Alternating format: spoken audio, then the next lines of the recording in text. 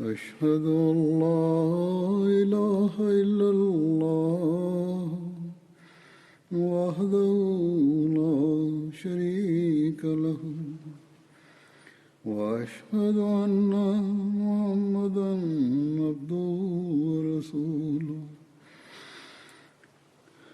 أما بعد فأعوذ بالله من الشيطان الرجيم بسم الله الرحمن الرحيم الحمد لله رب العالمين الرحمن الرحيم مالك يوم الدين إياك نعبد وإياك نستعين اهدنا الصراط المستقيم صراط الذين أنعمت عليهم غير المغضوب عليهم ولا الضالين. After reciting the Tashahhud, Ta'awuz and Surah Al-Fatiha, Hazrat Khalifatul Masih V, Ayyadahullah Ta'ala binasrihi al-Aziz stated that in the previous sermon I was relating the accounts from the life of Hazrat Abu Ubaidah radiyallahu ta'ala anhu, and today I shall present the remaining accounts from his life. There was a battle that took place which is known as the Battle of Yarmouk, and the reason why it was called Yarmouk is because Yarmouk is the name of a valley that lies in the outskirts of Syria. And one of the most major battles in Syria was fought in 15 Hijri on the plains of Yarmouk at the banks of the river Yarmouk. The Roman army, led by Vahan, brought close to 250,000 soldiers onto the battlefield, while the Muslims numbered around 30,000, which also included 1,000 companions of the Holy Prophet, peace be upon him, and 100 of whom had participated in the Battle of Badr.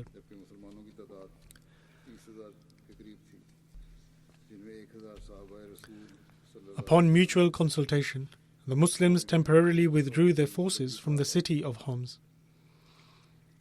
They said to the Christians of Homs that as we are temporarily withdrawing our protection from you, therefore your jizya, i.e. the taxes collected from you, is being returned to you as we are unable to fulfill the obligations for which the jizya was levied.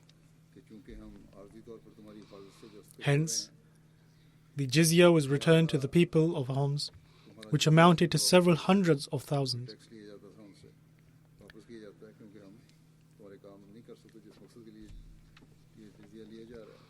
And when this money was being returned, the Christians would cry on account of the honesty and justice of the Muslims, and they would pray from the rooftops of their houses that, O merciful Muslim rulers, may God bring you back again.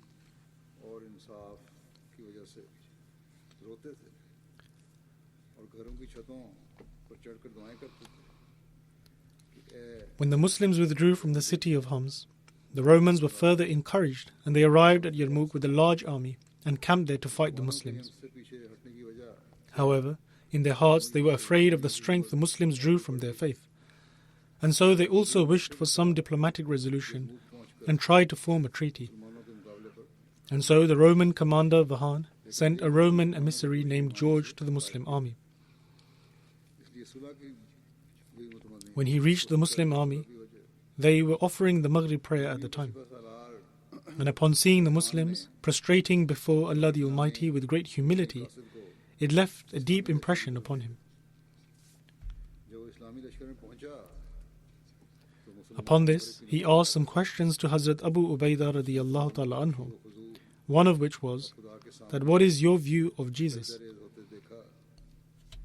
In reply to his question, Hazrat Abu Ubaidah radiyallahu ta'ala anhu recited the following verse of the Holy Quran. Ya Ahlal Kitabi la taghlu fi dinikum wa la taqulu ala Allahi illa al-haq. Innamal Masihu Isa ibn Maryama Rasulullahi wa kalimatuhu. Alqaha ila Maryama wa ruhum minhu. فآمنوا بالله ورسله ولا تقولوا ثلاثة انتهوا خيرا لكم إنما الله إله واحد سبحانه أن يكون له ولد له ما في السماوات وما في الأرض وكفى بالله وكيلا.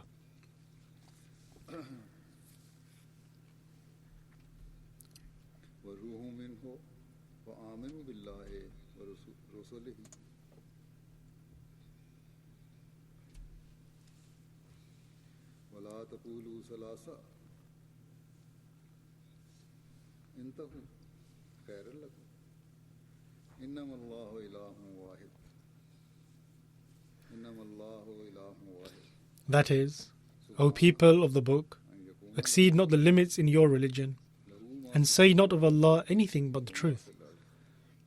Verily, the Messiah, Jesus, son of Mary, was only a messenger of Allah and a fulfillment of His word, which He sent down to Mary, and a mercy from Him. So believe in Allah and His messengers, and say not that they are three. Desist, it will be better for you. Verily, Allah is the only one God. Far is it from His holiness that He should have a son.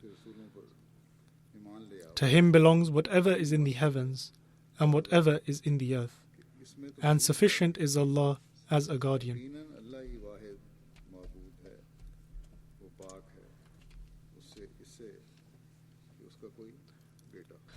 Thereafter, Hazrat Abu Ubaidah radiyallahu ta'ala anhu recited the following verse: لن يستنكف المسيح أن يكون عبدا لله ولا الملائكة المقربون.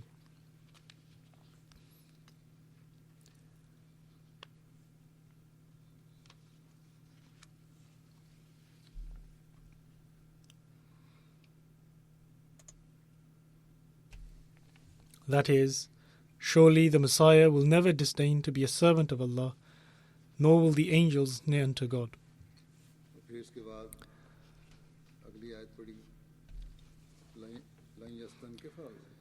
When George, who had come as a representative of the opposing army, heard these teachings of the Holy Quran, he stated that indeed these were the qualities of the Messiah.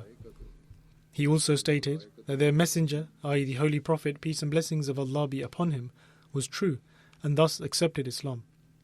And so he did not wish to return to his army. However, Hazrat Abu Ubaidah radiyallahu ta'ala anhu stated that the Romans will think that the Muslims have broken their pact, therefore he should return. Hazrat Abu Ubaidah radiyallahu ta'ala anhu advised that he could return the following day with the emissary that was to be sent from the Muslim army to them. Hazrat Abu Ubaidah called the Christian army towards Islam and presented to them the Islamic teachings of equality, brotherhood and its morals.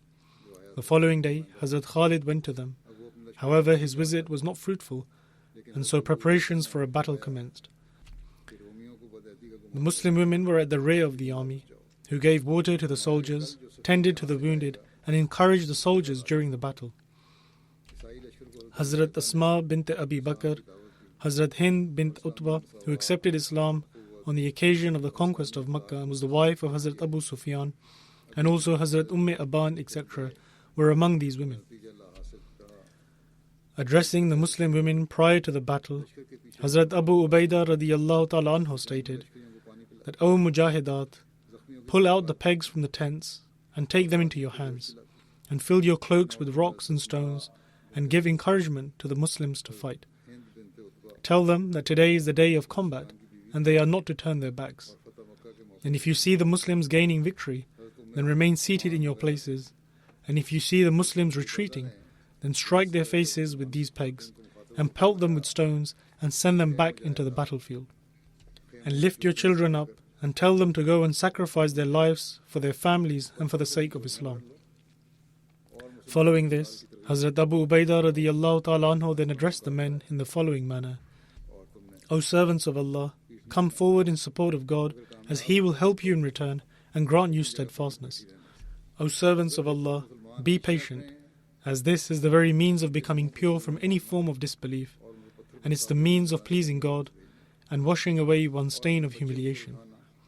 Do not break your ranks, do not be the ones who instigate the battle, and raise your spears, and secure your guard, and remain engaged in the remembrance of Allah the Almighty, so that He may fulfill His will. Thus, they were instructed that they must not be the ones who initiate the fighting, but once the battle had commenced, then they should not turn their backs from it. It is said that the opposing army placed a golden cross at the front of its army, and their glistening armor was reflecting into the eyes of the Muslim army. Moreover, they were covered in iron from head to toe, that is, they were fully clad in armor. On that day, they also wore chains around their ankles, so that they could not retreat from the battlefield. Thus, they would either kill or be killed. And their priests were reading extracts from the Gospel to rouse their emotions.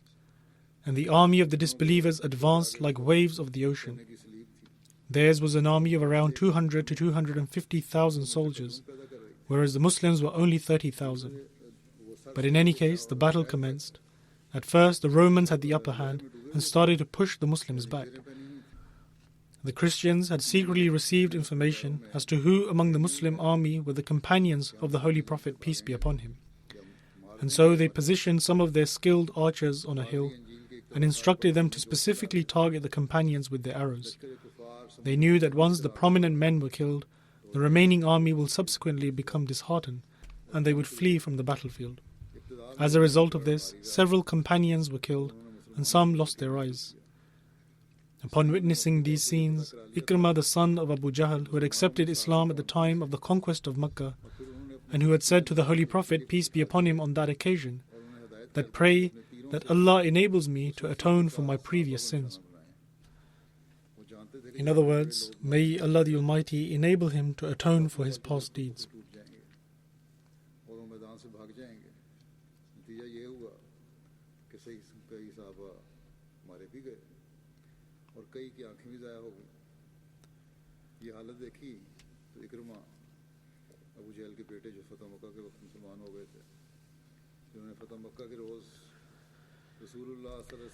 Ikrimah then went with some of his companions to Hazrat Abu Ubaidah radiyallahu ta'ala anhu and stated, the companions of the Holy Prophet, peace and blessings of Allah be upon him, have offered great sacrifices.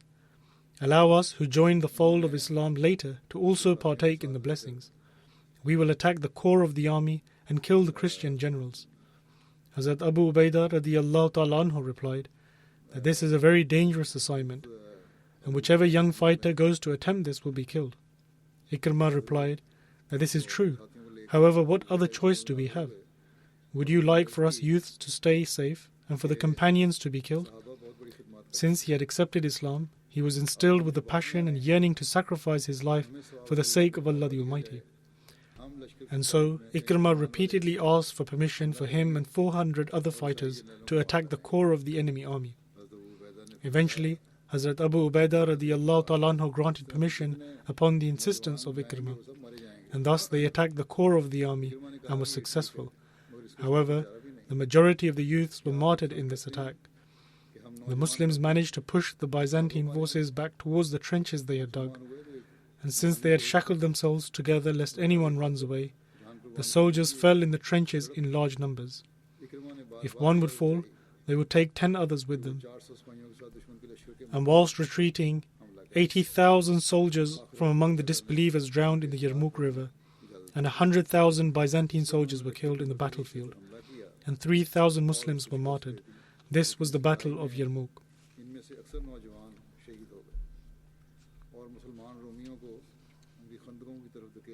With regards to the Battle of Yarmouk, in particular the conclusion of it, Hazrat Muslim Maud radiyallahu ta'ala anhu writes, when the battle finished, the Muslims went in search of Ikrimah and those with him, i.e. those who launched the attack, and they discovered that 12 of them were severely injured, including Ikrimah. Upon seeing the grave condition of Ikrimah, one Muslim soldier said to him that, "O Ikrimah, I have a water bag with me, drink some water from it." Ikrimah turned his head and saw that Hazrat Fazl, the son of Hazrat Abbas radiyallahu ta'ala anhu, was lying injured near to him. Ikrimah said to the Muslim soldier that my honor would not permit me to quench my thirst and live, whilst those people and their progeny who assisted the Holy Prophet, peace be upon him, at a time when I was his staunch enemy, to die of thirst. He was invigorated with a new passion to sacrifice for others. Therefore he said that first give the water to him i.e. Hazrat Fazl bin Abbas. इकरमा मेरे पास पानी And if there is any left, then bring it for me. पानी P low. इकरमा ने मुंह फेर कर देखा. The Muslim soldier then went to Hazrat Fazl radiyallahu ta'ala anhu, but he indicated that another injured Muslim ought to be given water first, as he was more in need than he was. The Muslim soldier then went to him, but he also stated that another injured Muslim was more in need of water, therefore he ought to go to him first. मुखालिफ था. Accordingly, whichever injured soldier he would go to, they would send him to the next person, and none would drink the water. When the Muslim soldier went to the last injured soldier, he had already passed away. He then went to the next injured soldier, and eventually returned back to Ikrimah, yet they all had passed away. वो मुसलमान हज़रत फजल के पास गया. उन्होंने अगले जख्मी की तरफ इशारा किया और कहा कि पहले उसे पानी पिलाओ. वो मुझसे The ज़्यादा people of Syria belonged to different religions, spoke different languages, and were of various ethnicities. Hazrat Abu Ubaidah bin Jarrah radiyallahu ta'ala anhu upheld justice and established equality between them. जाता वो उसे दूसरे के पास भेज देता. और कोई Peace and order was restored, and each citizen was granted religious freedom. तो फौत हो चुका था. Hazrat Abu Ubaidah radiyallahu ta'ala anhu established the essence of the Islamic teaching by telling them that you are all the children of Adam and are brothers to one another. Therefore, as humans, everybody is equal. A common allegation that is raised is that people were compelled to accept Islam. However, this is completely incorrect. Hazrat Abu Ubaidah radiyallahu ta'ala anhu granted religious freedom to the Romans. He ensured each tribe was given their due rights and established law and order. And owing to the conduct of Hazrat Abu Ubaidah radiyallahu ta'ala anhu, the Arabs of Syria who were Christians accepted Islam. As mentioned earlier, they accepted Islam due to the preaching or upon seeing the good conduct of the Muslims and not through compulsion. Aside from this, the Romans and the Christians also accepted Islam owing to his high morals. कबीलों की पहचान करवाई. अमन सुकून कायम फरमाया. A few days prior to the victory at Yarmouk, Hazrat Abu Bakr radiyallahu ta'ala anhu passed away, and Hazrat Umar radiyallahu ta'ala anhu was elected as the Khalifa. और ईसाई मजहब के Hazrat Umar appointed Hazrat Abu Ubaidah as the governor of Syria and as the commander of the army. When Hazrat Abu Ubaidah received these instructions from Hazrat Umar, the battle was at its peak intensity, and owing to this, Hazrat Abu Ubaidah did not mention the letter. When Hazrat Khalid bin Walid came to know of it, as Hazrat Khalid was the commander up until then, he asked Hazrat Abu Ubaidah why he did not disclose the instructions of Hazrat Umar. Hazrat Abu Ubaidah replied that we were confronting the enemy and I did not wish to cause you any distress. When the Muslims gained victory at Yarmouk and Hazrat Khalid's army was preparing to depart for Iraq, Hazrat Abu Ubaidah kept Hazrat Khalid with him for a while. And when Hazrat Khalid was about to depart, he said to the people that they should rejoice that an Amin, i.e. the custodian of this ummah, had been placed as a governor over them, i.e. referring to Hazrat Abu Ubaidah.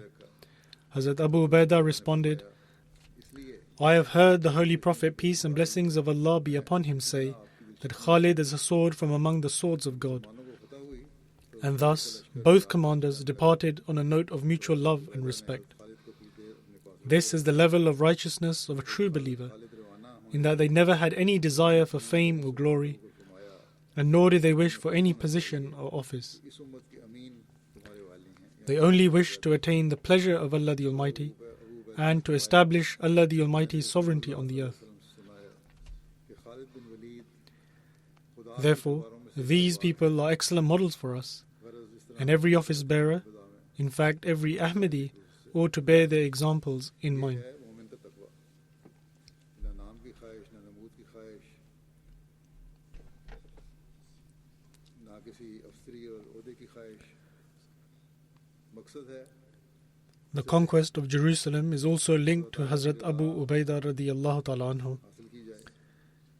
It is stated that the Muslim army advanced towards Palestine under the command of Hazrat Amr bin As radiyallahu anhu. When he conquered the cities of Palestine, he reached Jerusalem and besieged it. Hazrat Abu Ubaidah radiyallahu ta'ala anhu also joined him with his contingent. The Christians had retreated into their forts, but becoming frustrated by this, they wished to settle into a treaty on the condition that Hazrat Umar radiyallahu ta'ala anhu would come himself for this treaty. Hazrat Abu Ubaidah informed Hazrat Umar radiyallahu ta'ala anhu about the demands of the Christians, and thus, in Rabi al-Awwal of 16 Hijri, Hazrat Umar radiyallahu ta'ala anhu left Medina and appointed Hazrat Ali radiallahu ta'ala anhu as the Amir in his absence. Hazrat Umar radiallahu ta'ala anhu reached Jabiyah, which was a settlement in the peripheries of Damascus. And upon his arrival, he was greeted by the commanders of the various contingents of the Muslim army. Hazrat Umar radiallahu ta'ala anhu asked that, "Where is my brother?" The people inquired, "O leader of the faithful, who are you referring to?" He replied, "Abu Ubaidah." He was informed that he was on his way. Hazrat Abu Ubaidah radiallahu ta'ala anhu arrived on his camel. He offered the greetings of peace and inquired about Hazrat Umar radiallahu ta'ala anhu's well-being. Hazrat Umar then requested everyone else to leave, and he set off with Hazrat Abu Ubaidah to his residence. When he reached his home, he saw that apart from one sword, a shield, a mat and a bowl, the house was empty. Hazrat Umar radiallahu ta'ala anhu said that, "O Abu Ubaidah, you could have acquired some amenities," i.e. that he ought to have some things at home. Hazrat Abu Ubaidah replied that, "O leader of the faithful, then one could be inclined towards comforts," meaning that he could have acquired some commodities, but then one would be inclined towards comforts and luxuries. That is why he don't wish to acquire any. On this occasion, an extraordinary incident also took place, which was regarding the azan, i.e. the call of prayer of Hazrat Bilal radiallahu ta'ala anhu, and has been narrated before as well. It is said that after the demise of the Holy Prophet, peace be upon him, Hazrat Bilal radiallahu ta'ala anhu stopped calling the azan. During one occasion, when the time for prayer approached, the people urged Hazrat Umar radiallahu ta'ala anhu to instruct Hazrat Bilal to call the azan. And so, upon the instructions of Hazrat Umar radiallahu ta'ala anhu, Hazrat Bilal called the azan, and everyone was overcome with emotion. The people began to weep, and from among them Hazrat Umar radiallahu ta'ala anhu wept the most, because the azan reminded him of the Holy Prophet, peace be upon him's time. With regards to the Byzantine attempt to recapture Syria, it is written that in 17 Hijri, the Byzantine forces launched a last attempt to recapture Syria. The Christians, Iranians, Bedouins and Kurds residing in the areas of northern Syria, Al Jazeera, northern Iraq and Armenia went to the Heraclius, i.e. Byzantine emperor, and appealed to him for help against the Muslims. He sent an army of 30,000 soldiers for this task, and even though Hazrat Sa'd bin Abi Waqqas radiyallahu ta'ala anhu had conquered most of Al Jazeera region, however up until then he did not have rule over the Bedouins. Furthermore, the Byzantine emperor still had a strong naval presence, and so seizing the opportunity he sent a large naval fleet to attack whilst the Bedouins raised a large army and besieged Homs. Some cities in northern Syria also rebelled. Hazrat Abu Ubaidah radiallahu ta'ala anhu sent a letter to Hazrat Umar radiallahu ta'ala anhu asking for reinforcements. And so Hazrat Umar radiallahu ta'ala anhu immediately ordered Hazrat Sa'd bin Abi Waqqas to send reinforcements from Kufa. Hazrat Sa'd bin Abi Waqqas sent an army from Kufa under the command of Qaqa bin Amr. However, despite all this, the Muslim army was heavily outnumbered as compared to the Byzantine forces. Hazrat Abu Ubaidah radiallahu ta'ala anhu delivered a passionate address before the soldiers of the army, saying, "O Muslims, whoever remains steadfast today and lives to see the light of day will be granted victory and wealth. But whosoever is killed will be granted the fortune that is martyrdom. And I bear witness that I heard the Holy Prophet, peace and blessings of Allah be upon him, say that whoever dies in a state whereby he is not an idolater, he will certainly enter paradise." A battle ensued between the two sides, and after a short while, the Byzantine army suffered losses and retreated to Marjul Dibaj, which is the name of a mountainous area in the frontier area of Syria, situated approximately 10 miles from the town of Masisa. Following this, the Byzantine emperor never managed to launch another attack to capture Syria. Taun Amwas is the name of a valley which is 6 miles from Ramla in the direction of Baitul Maqdis. According to the books of history, it was named Taun Amwas because the outbreak of the plague started from here, and countless deaths occurred in Syria as a result of this plague, and according to some there were around 25,000 deaths. The details of this incident are found in a narration of Bukhari. Hazrat Abdullah bin Abbas relates that when Hazrat Umar radiallahu ta'ala anhu reached Sarq, Sarq is the name of a village near the valley of Tabuk, which is situated near the borders of Syria and Hijaz, and was at a distance of approximately 13 days of travel from Medina. In the old historical sources, the distances were given like this. However, it equates to approximately 1,000 miles. In any case, when Hazrat Umar radiyallahu ta'ala anhu reached there, he met the commander of the armies, Hazrat Abu Ubaidah radiyallahu ta'ala anhu, and his fellow companions. They informed Hazrat Umar that there was an outbreak of a plague in Syria, and in order to seek counsel on the matter, Hazrat Umar radiyallahu ta'ala anhu invited the early Muhajirin to present their suggestions. However, there was a difference of opinion amongst the Muhajirin. Some of them were of the opinion that they should continue on with their journey and not turn back, whilst the others suggested that the noble companions of the Holy Prophet, peace be upon him, were present in the army, and therefore it was not appropriate for them to be taken into an area where there was a plague, and it was better to return. Hazrat Umar radiyallahu ta'ala anhu then told the Muhajirin to leave and invited the Ansar to present their suggestions. And just like the Muhajirin, the Ansar also had a difference of opinions. Hazrat Umar radiyallahu ta'ala anhu then invited the elders of the Quraysh who had accepted Islam at the occasion of the conquest of Mecca and then came and settled in Medina. All of them unanimously expressed their opinion of taking everyone back and that there was no need to enter an area where there was an outbreak of the plague. Accepting their suggestion, Hazrat Umar radiyallahu ta'ala anhu announced to return. Hazrat Abu Ubaidah then asked, was it possible for one to escape from what God had decreed? Replying to Hazrat Abu Ubaidah, Hazrat Umar radiyallahu ta'ala anhu stated that, O Abu Ubaidah, I wish it was someone else who had uttered what you have said. Indeed, we are moving away from one decree of God to another. They were moving away from one decree but towards another decree of God. Hazrat Umar radiyallahu ta'ala anhu then further stated that say you have some camels and you reach a valley which has two sides. One is a lush green area full of vegetation, while the other is a dry and barren land. Now would it not be in accordance to the decree of God if you were to take your camels to graze in the area with lots of vegetation? And on the other hand, it will also be according to the decree of God if you decided to take them to the dry and barren land. The narrator of the tradition states that in the meanwhile, Hazrat Abdul Rahman bin Auf radiyallahu ta'ala anhu came, who was not present earlier owing to some work he was engaged in. Hazrat Abdul Rahman bin Auf submitted, I have the answer to this issue. I once heard the Holy Prophet, peace be upon him, say that if one learns about the outbreak of a disease in a certain area, they should not travel there. And if the disease has emerged in an area where one resides in, then they shouldn't leave the area in order to escape from it. Upon hearing this, Hazrat Umar expressed his gratitude to Allah the Almighty and returned from there. In regards to Ta'un Amwas, Hazrat Muslim Maud radiyallahu ta'ala anhu states that when Hazrat Umar radiyallahu ta'ala anhu travelled to Syria, he was welcomed by Hazrat Abu Ubaidah and the Muslim army. At the time, the plague there, which is known as Ta'un Amwas, became widespread, and the companions suggested that since there was an outbreak of a plague, therefore he should return. Accepting their suggestion, Hazrat Umar radiyallahu ta'ala anhu made the decision to return. And when Hazrat Abu Ubaidah radiyallahu ta'ala anhu, who would tend to accept things as they were, came to learn of this decision, he stated that, are you running away from the decree of God? Hazrat Umar radiyallahu ta'ala anhu replied that I am going from one divine decree to another. In other words, there are two types of divine decrees. One is specific and the other is of a general nature, but both decrees belong to God. Thus, Hazrat Umar radiyallahu ta'ala anhu stated that he was not running from the decree of God, rather he was going from one decree to another. It is mentioned in history that when Hazrat Umar radiyallahu ta'ala anhu learned of the outbreak of the plague, he gathered people in order to seek counsel from them and asked that the outbreak of the plague would often occur in Syria. Therefore, what did the people there do?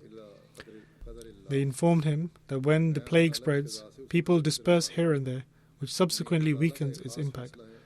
In other words, they would move to open areas instead of staying in the city.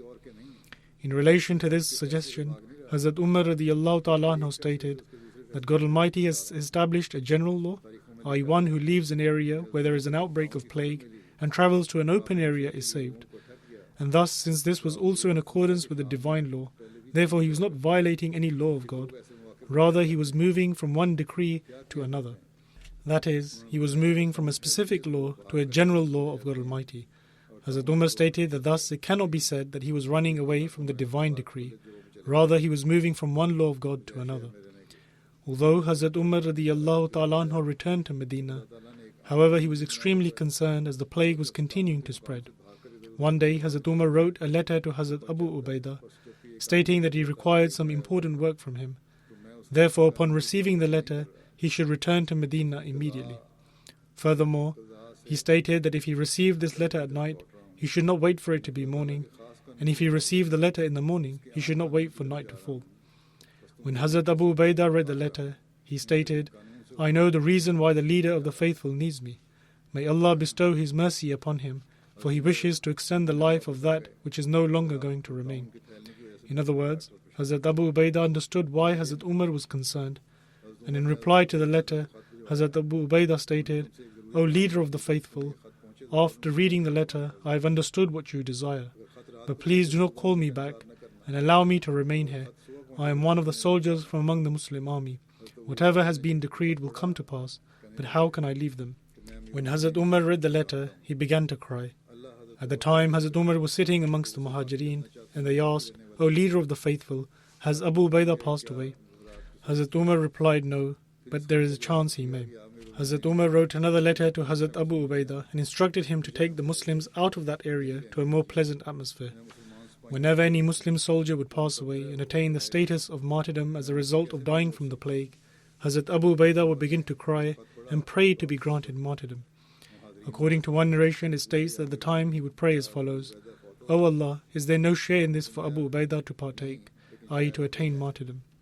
One day a small pustule developed on Hazrat Abu Ubaidah's finger, and he prayed, I hope that Allah shall bestow His blessings through this small affliction. When something is filled with blessings, even if it is small, it becomes immense. Arbaz bin Sariya relates that when Hazrat Abu Ubaidah fell ill as a result of the plague, I went to Hazrat Abu Ubaidah and he stated to me that I have heard the Messenger of Allah say that one who dies as a result of the plague is a martyr, one who dies from illness of the stomach is a martyr, one who dies as a result of drowning is a martyr, and one who dies as a result of being crushed under a roof that falls through is also a martyr. In the final moments of his life, Hazrat Abu Ubaidah said to the people, I impart upon you one piece of advice, and if you adhere to it, you will greatly benefit from it. That is, observe the salat, pay the zakat, keep the fast of Ramadan, continue to give sadaqah, perform the hajj and umrah, urge one another to do good, treat your leaders well, and do not seek to deceive them, and do not allow the desire of women to become a reason for you to neglect your obligations. He stated that if a person remains alive for 1,000 years, even then he will one day have to depart from this world, just as I am departing from this world. Death has been decreed for every single person by Allah. Everyone shall one day die. However, wise is he who is ever ready for death and continues to make provisions for that day. Convey my salam to the leader of the faithful, i.e. Hazrat Umar radiyallahu ta'ala anhu, and let him know that I have fulfilled all my trusts. Hazrat Abu Ubaidah then stated that in accordance with my decision, bury me here. Thus, the grave of Hazrat Abu Ubaidah is situated in the valley of Baisan in Jordan. And according to other narrations, Hazrat Abu Ubaidah bin Jarrah was travelling from Jabiyah towards Baitul Maqdis to offer his prayer when he passed away. And according to another narration, he passed away in Fahl, which is in Syria, and his grave is in an area near Bisan. During his final days, Hazrat Abu Ubaidah appointed Hazrat Muaz bin Jabal as his representative. When Hazrat Abu Ubaidah passed away, Hazrat Muaz bin Jabal states, O people, I have never seen anyone more pure-hearted, free from malice, loving and compassionate individual than the one who has passed away from among us today. Pray that may Allah bestow His mercy upon him. Hazrat Abu Ubaidah bin al-Jarrah passed away in 18 Hijri, and he was 58 years of age at the time. Once, Hazrat Umar radiyallahu ta'ala anhu sent Hazrat Abu Ubaidah 400 dirhams and 400 dinar and told his emissary to take note of what Hazrat Abu Ubaidah did with that wealth. And so, when this emissary took the wealth and gave it to Hazrat Abu Ubaidah, he distributed it all amongst the people. The emissary narrated the entire event to Hazrat Umar, and he stated, We are thankful to Allah, for He raised people like Abu Ubaidah in Islam. On one occasion, Hazrat Umar asked his companions to express their desire for something. One of them replied, I wish this house be filled with gold, so I could spend it in the way of Allah as sadaqah.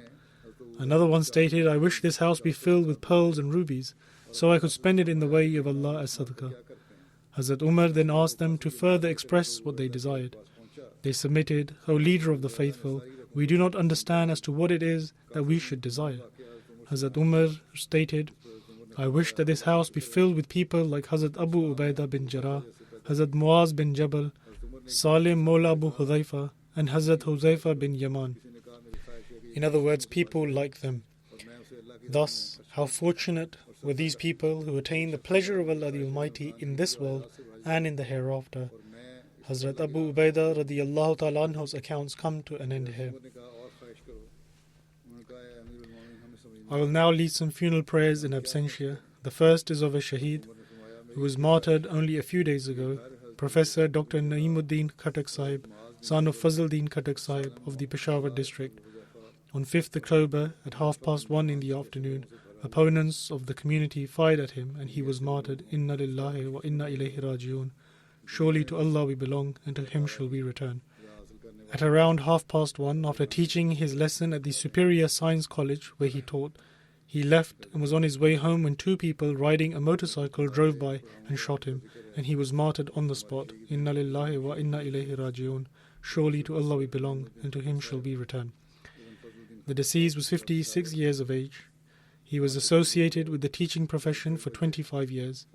He completed his master's in philosophy from the Quaid-e-Azam University, after which he travelled to China on a scholarship and obtained his PhD in microenvironmental biology. After this, he served in the Islamia College University. He also taught at Peshawar University, and he was a member of the panel which interviewed those students who had applied for PhD. Also, various academic institutions across Pakistan would invite him to deliver lectures. He was mostly involved in academia.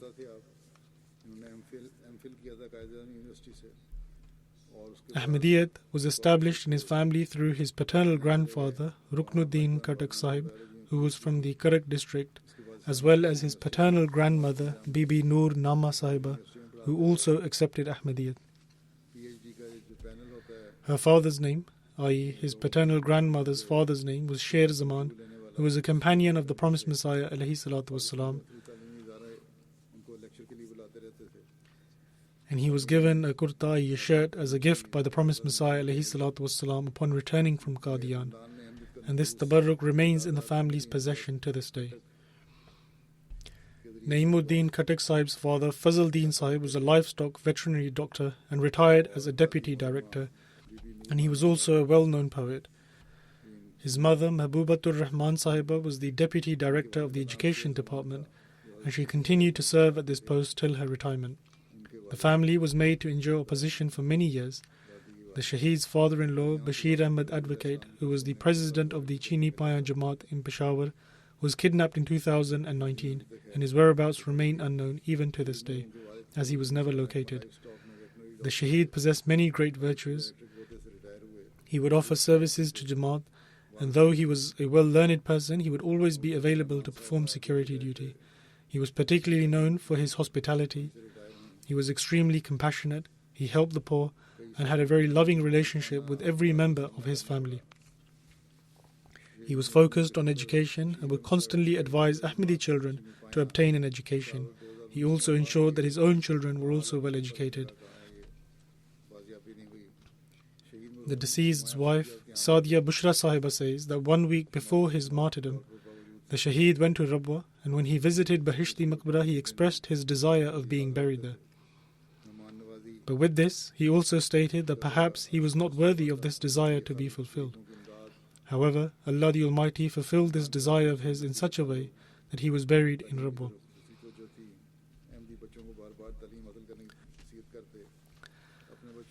Naimuddin Khatak Sahib's brother-in-law, Dr. Munir Ahmed Khan, who currently serves at the Tahir Heart Institute in Rabwa, says that Naimuddin Sahib told him that there was a professor who was opposed to the Jamaat, and he would show pictures of Naimuddin Sahib and his children to opponents of the Jamaat and would encourage these opponents to kill them. Also, banners inciting opposition were also put up outside his home.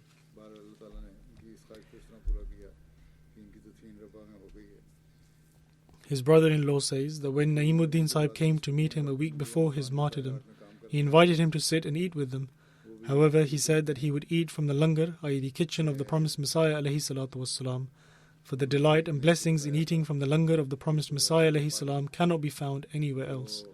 And he said that he would eat with them another time. Naimuddin Khattak Sahib is survived by his wife Sadia Naseem Sahiba, 3 daughters and 2 sons. One of his daughters is married, while the other 2 are still studying. And one of their sons is an engineer, and the other is currently studying in his first year. Their names are Kalimuddin Khattak and Nuruddin Khattak. Nuruddin Khattak is studying in his first year, and Kalimuddin is an engineer.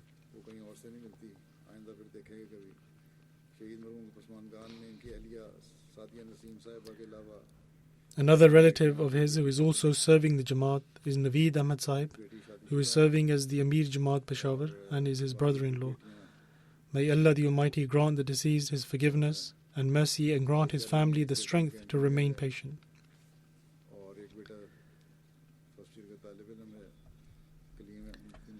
The second funeral is of Usama Sadiq, who was a student of Jamia Ahmadiyya, Germany.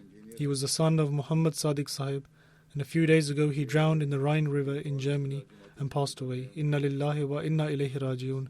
Surely to Allah we belong, and to Him shall we return. He was 20 years of age at the time of his demise.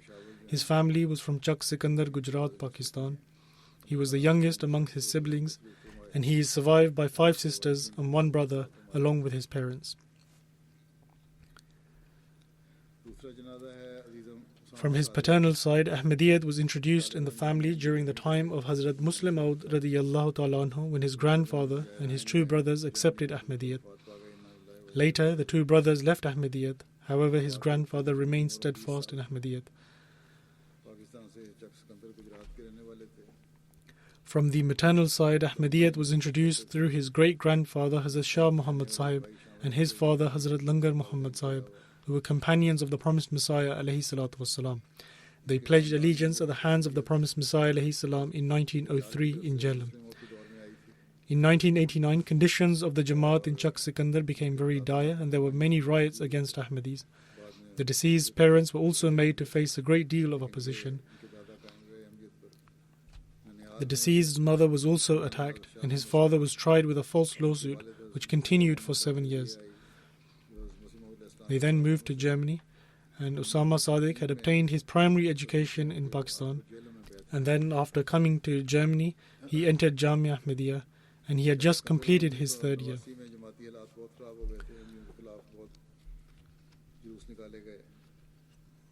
However, it was ordained by the decree of Allah the Almighty that he be called back to Him. The deceased's father says that no matter how much he compliments him, it will not be enough, for he achieved a great deal in the span of a short life. Along with being a student, he was a model child. Much of his time was devoted to his studies. Due to the coronavirus, he spent the last 6 months at home. Along with offering salat in congregation, he also kept all the fasts in Ramadan and would lead the congregational Taraweeh prayers as well.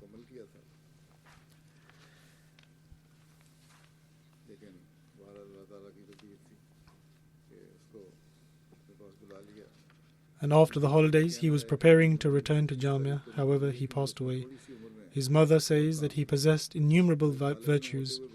He was extremely responsible in his work and aimed to finish it quickly. He was of simple nature.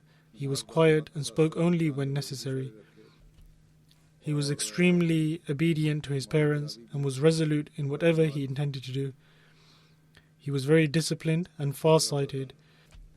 He tried to become proficient in various languages and was thus particularly focusing on Arabic, Persian, English and German.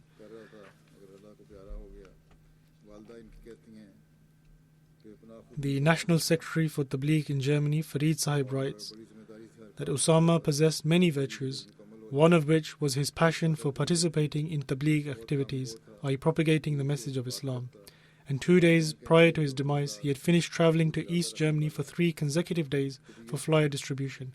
Whenever he was asked to distribute flyers, he never refused and would participate enthusiastically.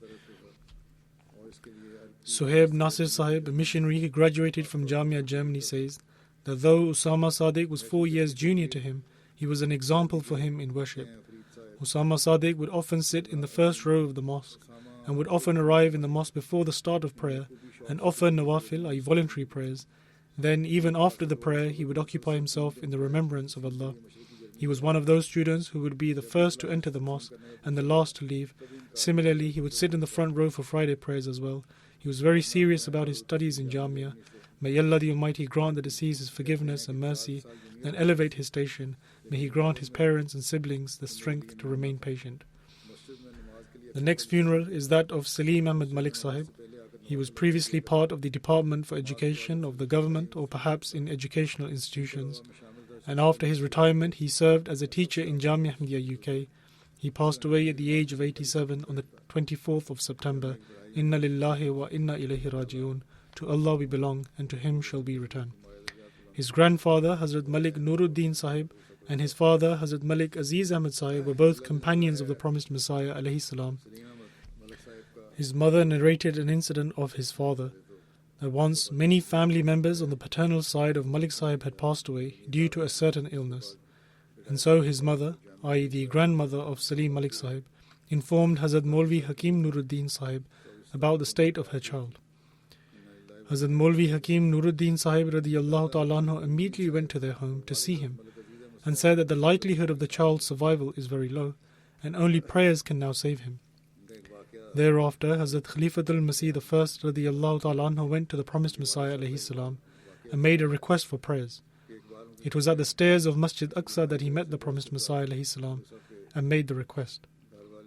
Thereupon, the promised Messiah alayhi salam said that let us go now and see the child. Hence, the promised Messiah alayhi salam went to his house, and after entering, he placed his hand on the child's forehead and stated, God willing, this child will be fine.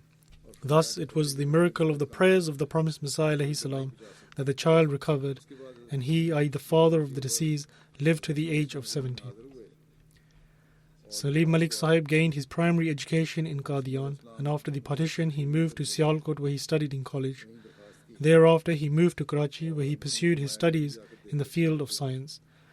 He then moved to the UK in 1960 and was teaching as a professor of geological chemistry for many years at Reading University. He had the honour of serving in various departments from the very early days of the Jamaat in the UK.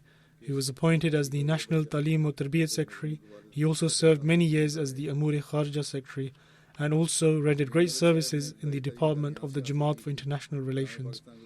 He twice had the opportunity of going to Pakistan and preparing the report along with Human Rights Committee that investigated the state of affairs of the Ahmadis. And every year, large-scale expos organised in different countries. And Salim Sahib had the opportunity to set up and organise the stall in this expo about the Jamaat in the UK and Spain in 1992.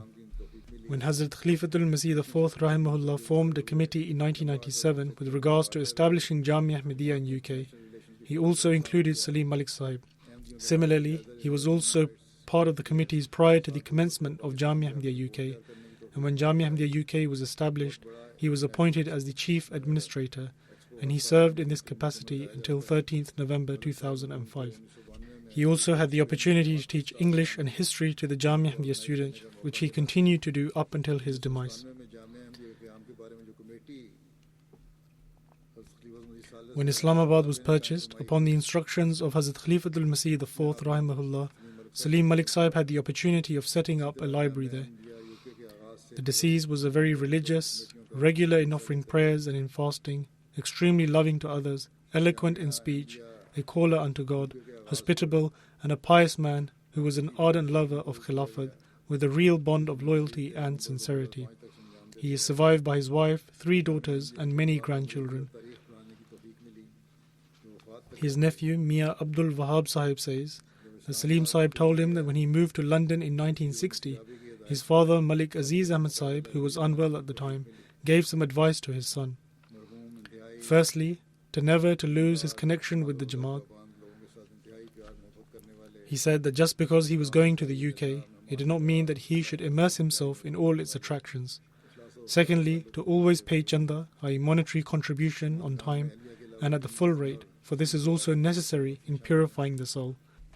And thirdly, if anyone asks him for help, he should never refuse, no matter how much difficulty it left him in. Salim Sahib said that he always acted upon this advice of his parents. His nephew further writes that although the deceased did not mention this to him himself, but he later found out that once one of his friends was in need of a large sum of money, so Salim Sahib sold his house to fulfill the person's needs. However, later God Almighty then blessed him with an even bigger house. Academically, he was a very knowledgeable person. When I met him at the beginning, when I was not yet acquainted with him, I thought he was perhaps an ordinary Ahmadi who taught English, as his English language was good. But later I realized that he greatly excelled in his sincerity and devotion, and that he was prepared to serve the Jamaat at all times, and that he had an extraordinary bond of love with Khilafat. In terms of his knowledge, he was a walking encyclopedia. He had a grasp on every subject, history in particular. Similarly, he had keen interest in both English and Urdu literature, but he would never boast about his knowledge. He would always encourage others to increase their religious, worldly, political and secular knowledge. He also had many connections within the Pakistani community, which he always put to use for the benefit of the Jamaat. When Salim Malik Sahib was serving as the External Affairs Secretary of the Jamaat, he maintained a strong relationship with Lord Avebury, and it was through him that the rapport with the Jamaat was established. Furthermore, Salim Malik Sahib played a key role in my first visit to the Houses of Parliament.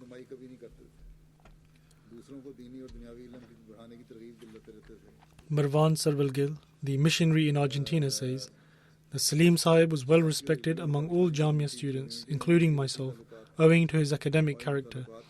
But it was only after graduating that a personal relationship was established. And when I was appointed in Argentina, he was extremely pleased and would tell me that you are a pioneer missionary, therefore you have a lot of work to do, and you have to illuminate the Jamaat's name, preach in an excellent manner, but most importantly, to learn the local language.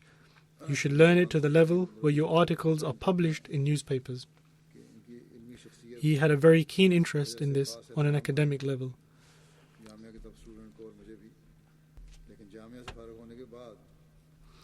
Similarly, Jamia students and missionaries, including Marwan Sahib, have written that he would often invite his students to his home and then take them to his personal library. He would then say that as a gift for coming to my house, you can take any book you please from this library. This is my gift to you.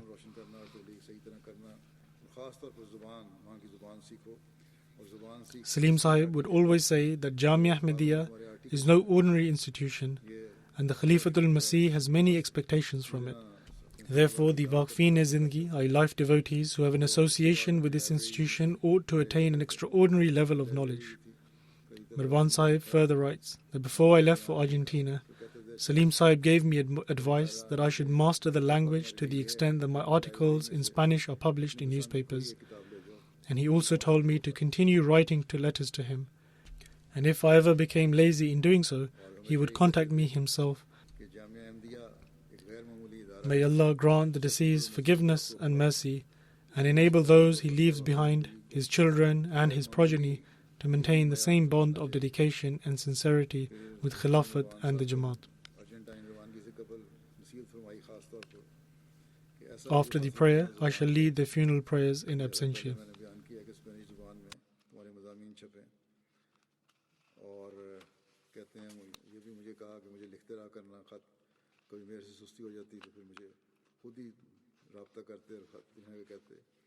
اللہ تعالیٰ مرحوم سے مغفرت اور رحم کا سلوک فرمائے اور ان کے لوائقین کو، ان کے بچوں کو، ان کی نسلوں کو بھی اسی طرح وفا کے ساتھ خلافت و جماعت سے تعلق رکھنے کی توفیق عطا فرمائے. نماز کے بعد ان کا جنازہ غائب پڑھاؤں گا.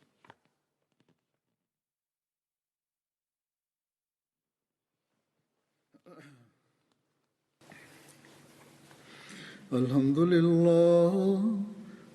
لله نحمده ونستعينه ونستغفره ونؤمن به ونتوكل عليه ونعوذ بالله من شرور أنفسنا ومن سيئات أعمالنا من يهده الله فلا مضل له ومن يضلل فلا هادي له ونشهد أن لا إله إلا الله ونشهد أن محمدا عبده ورسوله عباد الله رحمكم الله إن الله يأمر بالعدل والإحسان وإيتاء ذي القربى وينهى عن الفحشاء والمنكر والبغي يعظكم لعلكم تذكرون اذكروا الله يذكركم وادعوه يستجب لكم ولذكر الله أكبر.